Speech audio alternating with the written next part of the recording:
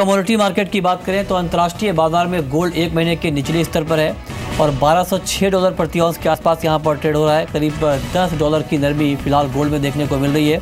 इसके अलावा अगर बात करें कच्चे तेल की तो क्रूड कीमतों में ज़ोरदार गिरावट आई है और अंतर्राष्ट्रीय बाजार में क्रूड का भाव 3 महीने के निचले स्तर तक लुढ़क चुका है और कल करीब 5.5% की गिरावट WTI क्रूड में देखने को मिली थी, क्योंकि जो अमेरिकी ऊर्जा एजेंसी की रिपोर्ट आई है उसमें ये कहा गया है कि पिछले हफ्ते अमेरिका में कच्चे तेल का स्टॉक 82 लाख बैरल बढ़ा है, जबकि बाजार का अनुमान स्टॉक 20 लाख बैरल बढ़ने का था। तो बाजार के अनुमान से काफ़ी ज़्यादा यहाँ पर बढ़ोतरी हुई है स्टॉक में। इसका इम्पैक्ट मार्केट के ऊपर साफ तौर पर दिखा है। और इसके अलावा अगर कुछ फंडामेंटल की बात करें तो बाज़ार की नज़र नॉन फार्म पेरोल्स के आंकड़ों पर है। यूएस में कल जारी होंगे नॉन फार्म पेरोल के आंकड़े और फरवरी में करीब 2.25 लाख से ज़्यादा नई नौकरियां जुड़ने का अनुमान है। इसके अलावा फेड की पॉलिसी मीटिंग भी है 14-15 मार्च को। तो कुल मिला के ये महीना गोल्ड के लिए काफ़ी महत्वपूर्ण है। देखना होगा किस तरह के आंकड़े आते हैं नॉन फार्म पेरोल के और फेड की मीटिंग में किस तरह की बात सामने आती है। उसके बाद मार्केट पर इम्पैक्ट आपको और दिख सकता है। हमारे साथ बातचीत के लिए 2 एक्सपर्ट हैं। हमारे साथ मोतीलाल ओसवाल कमोडिटी के एनालिस्ट अमित सजेजा हैं और साथ ही हमारे साथ आज अरविंद प्रसाद है कोटक कमोडिटी के VP। आप दोनों का बहुत बहुत स्वागत है कार्यक्रम में। अरविंद, मेरा पहला सवाल आपसे ये होगा कि करीब 1 महीने के निचले स्तर पर है अंतर्राष्ट्रीय बाजार में गोल्ड, क्या MCX पर आपको और इम्पैक्ट दिख रहा है इसका? काफी हद तक प्राइस करेक्शन हुआ है, लेकिन करंट मोमेंटम को देखते हुए या फंडामेंटल क्यूज अगर हम देखें, जैसे कल एक इम्पॉर्टेंट डेटा है नॉन फार्म पेरोल्स और नेक्स्ट वीक का फेड का डिसीजन है, मेरे ख्याल से टोन जो है बेरिश ट्रेंड पे रहेगा, लेकिन ओवरसोल्ड थोड़ा बहुत हल्का। ठीक है, चलिए अमित, आपका कमेंट क्या होगा? इंट्राडे ट्रेडर को मार्केट की ओपनिंग हो चुकी है और सिल्वर में करीब 150 रुपये की नरमी है और कच्चे तेल का भाव करीब 1% नीचे है। कल की गिरावट का इम्पैक्ट आज भी दिख रहा है जो अंतर्राष्ट्रीय बाजार में आई थी।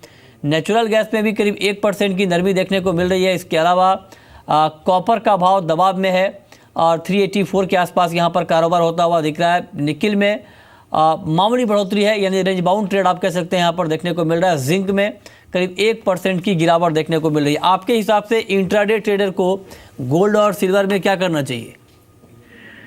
देखिए, पिछले कुछ 2-3 सेशंस में हमने काफी अच्छी खासी गिरावट आते हुए देखी है। तो इनिशियली हो सकता है यूरोपियन मार्केट खुलने के बाद एक बाउंस बैक मिले जो कल तक जारी रहे, बट नॉन फार्म के पहले मैं बेचने की सलाह दूंगा एनी हायर लेवल्स पे, क्योंकि 29,000 जब जो अपसाइड होगा लिमिटेड होगा में हमें करीबन 28,400-450 तक के भाव।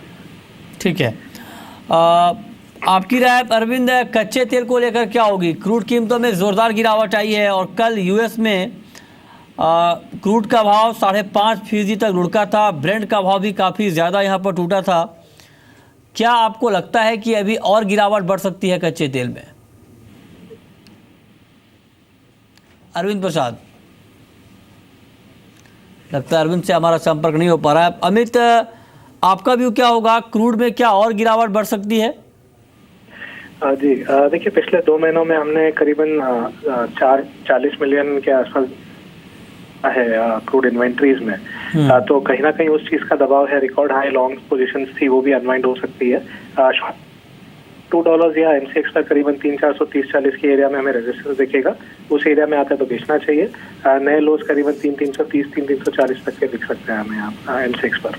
ओके, तो आप कह रहे हैं कच्चे तेल में गिरावट और बढ़ सकती है। यहाँ पर आप बेचकर मुनाफा कमा सकते हैं क्योंकि स्टॉक काफ़ी ज़्यादा यूएस में बढ़ा है, उसका निगेटिव इम्पैक्ट प्राइस के ऊपर साफ तौर पर देखने को मिल रहा है। अरविंद, आपका कमेंट क्या होगा कच्चे तेल को लेकर? कि मेरे हिसाब से पिछले 1-1.5 महीना से मार्केट में मिक्स फंडामेंटल की वजह से एक तो प्रोडक्शन कट फ्रॉम ओपेक और दूसरा शेल गैस का प्रोडक्शन यूएस का बढ़ने की वजह से एक दायरे में चल रहा था। कल जैसे क्रूड ऑयल का इन्वेंट्री हमने देखा थोड़ा बहुत बढ़ के आया और इसके अलावा रिफाइनरी यूटिलाइजेशन जैसे नेगेटिव नंबर्स में है, तो वो एक पुश मिल गया है कि क्रूड ऑयल में सेल ऑफ आने के लिए। In fact open interest and volume pattern को अगर देखा जाएगा NYMEX में अगर पर्टिकुलर कॉन्ट्रैक्ट्स के ऊपर, मेरे ख्याल से लॉन्ग लिक्विडेशन काफी हद तक हुआ है। तो मेरे ख्याल से ये ट्रेंड जो है थोड़ा बहुत और कुछ दिन के लिए भी जारी रहना चाहिए। $50 के नीचे आने का उम्मीद कर सकते हैं और करीबन $1 से $1.5 और नीचे रहेगा। तो इंडियन मार्केट में हमको लगता है करीबन $100 के नीचे आने का उम्मीद कर सकते हैं। तो सेल ऑन राइज का एक स्ट्रैटेजी बिल्ड कर सकते हैं क्रूड ऑयल में। ओके, आज के लिए अमित, आपका व्यू जिंक के ऊपर क्या होगा? क्या जिंक में आपको लगता है कि एक करेक्शन अभी और बढ़ने वाला है और करेक्शन के लिहाज से बेचकर चलना चाहिए? जी, जब तक एटलीस्ट M6 टर्म्स में 181, 150 का रेजिस्टेंस होल्ड कर रहा है, तब तक मैं और सेल ऑफ उम्मीद कर रहा हूँ। 176 है 1। ओके, ठीक है। आपका ओवरऑल आउटलुक क्या है अरविंद मेटल के ऊपर, और आपकी टॉपिक इंट्राडे में क्या होगी? देखिए, अगर इंडस्ट्रियल मेटल्स के ऊपर अगर बात करेंगे तो मेरे ख्याल से सारे बेस मेटल्स काफी हद तक गिर चुके हैं। एक दो कमोडिटी जो बचे हुए हैं मेरे ख्याल से लेड और एल्यूमिनियम, जिसमें कुछ खास करेक्शन दिखा नहीं है। तो हमको लगता है कि शायद ये अपॉर्चुनिटी हो सकता है इसमें ट्रेड करने के लिए किसी को। हाँ। तो मेरा हिसाब से लेड एक बेटर कमोडिटी हो सकता है, जिसको इस आज के ट्रेडिंग सेशन के लिए पुल बैक में सेल करना एक बेटर स्ट्रैटेजी हो सकता है। हालांकि करीबन 2% नीचे अभी एलएमई में चल रहा है और करीबन 148 के आसपास खुला है। तो मुझे लगता है थोड़ा बहुत अगर माइनर पुल बैक मिलता है 148.50 या 149 के आसपास, तो मार्च कॉन्ट्रैक्ट को सेल करेंगे। आज के ट्रेडिंग सेशन के साथ साथ पोजिशनल ट्रेड के हिसाब से 144, 143 का टारगेट देखते हुए सेल करके पोजीशन बिल्ड किया जा सकता है।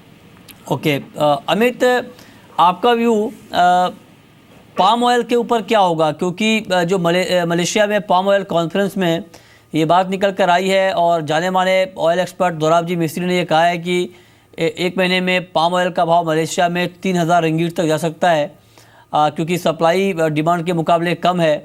क्या इसका इम्पैक्ट आपको MCX पर और दिख रहा है और यहाँ पर कुछ तेज़ी आप देख रहे हैं? जी, देखिए, पिछले 1-1.5 महीने से हम देख रहे हैं कि काफी दबाव में रहा है रिफाइंड सोया और पाम ऑयल दोनों।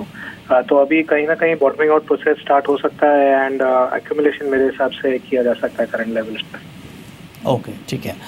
बहुत बहुत शुक्रिया अमित आपका और अरविंद आपका भी इस पूरी जानकारी के लिए।